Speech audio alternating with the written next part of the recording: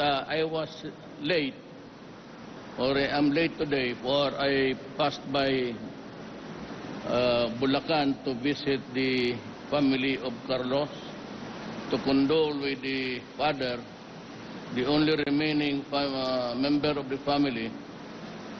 I felt it was my duty to be there and assure the people of government action. I am not General Valenzuela. Could you give the order of Tikas Pahinga to the troops, kindly?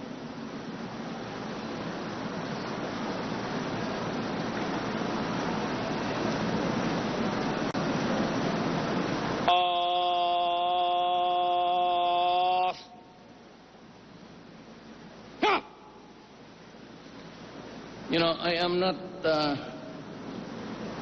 one given to reading speeches. Usually, I would like just to talk and have a dialogue with my audience rather than a speech. Kasi nasasabi ko yung ang nasa puso ko. But for the rare times that I am in a hurry, not because of any personal errand, but because I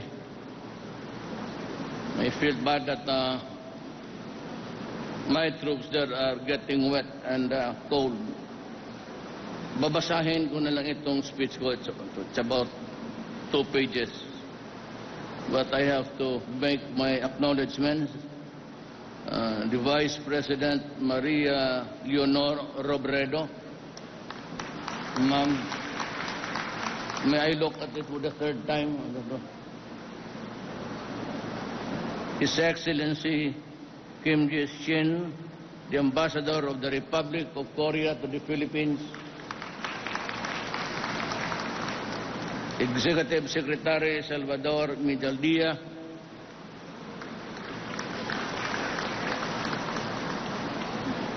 National Defense Secretary Delfin Lorenzana, and the other members of the Cabinet,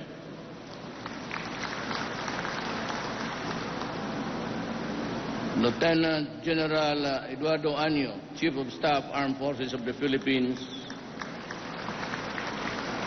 Commanding General Philippine Air Force, Lieutenant General Edgar Fallorina, Brigadier General Terso Dolina, the Chief Chaplain, the officers, enlisted men, and the civilian employees of the Philippine Air Force, mga co-workers in government, mga kababayan ko. Babasahin ko na lang to para madali na ang seremonya natin at umulan. I find it very unsettling sitting there and looking at you all wet. I am privileged to join you today as we celebrate the 70th anniversary of our Air Force. As we commemorate this milestone, let me also honor the brave men and women of the AFP and the PNP who are now facing the enemy in Marawi and in other parts of the country. Especially, Philippine Air Force plays a crucial role in preserving our national integrity and in the face of challenges from within and from without, from the outside, our borders.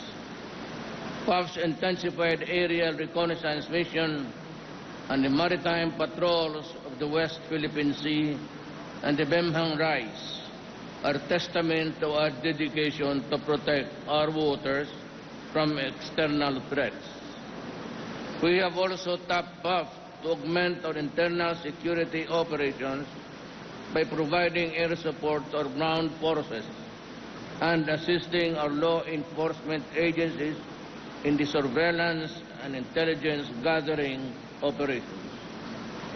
Proving its capability on the ground, the Philippine Air Force has joined almost 2,000 counter-insurgency and law enforcement operations, 5 of which contributing to our ongoing war against illegal drugs and loose firearms.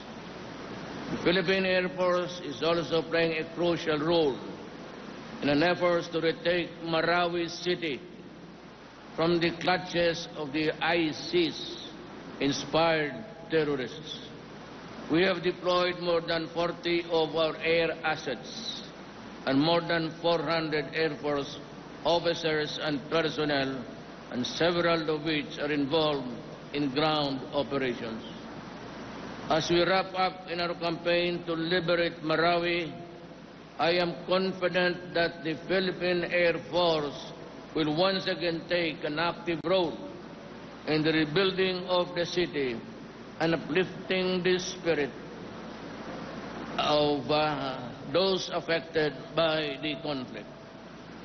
We will rely on your valuable experience in humanitarian assistance and disaster response, especially in surveying war-torn areas and airlifting relief goods and rescuing victims and people stranded.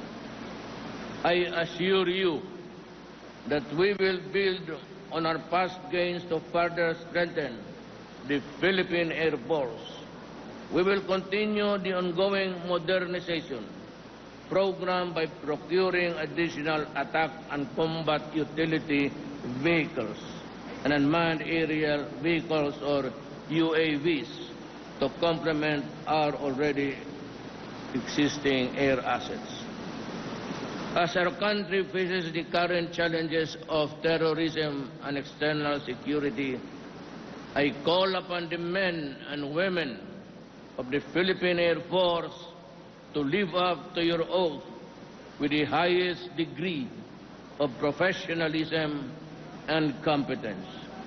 Together, let us create an environment where our people can live in peace and prosperity. Mabuhay ang Philippine Air Force. Mabuhay kayong lahat, and you have my salute. Thank you, sir.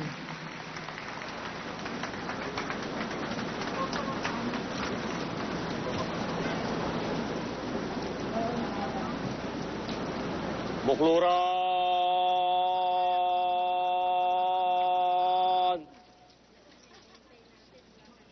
Ta!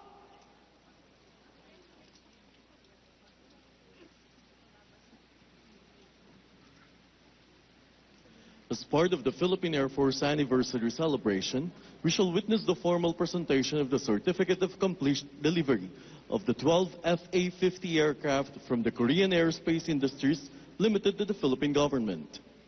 May we request the presence of Mr. Sung Yoo-ha, the President of Korean Aerospace Industries, and Ambassador Kim Jae-shin to come up stage to present the certificate. May we also invite Secretary Delphine and Lorenzana, Department of National Defense, to join them on stage.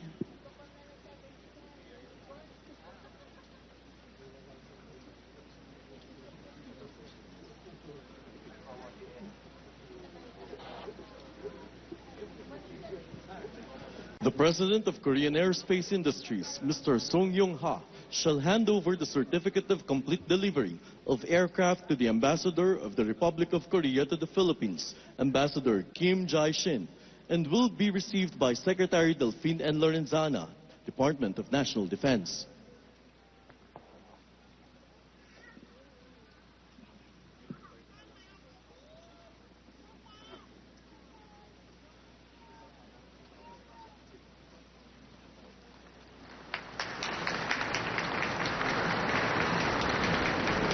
Thank you, sir.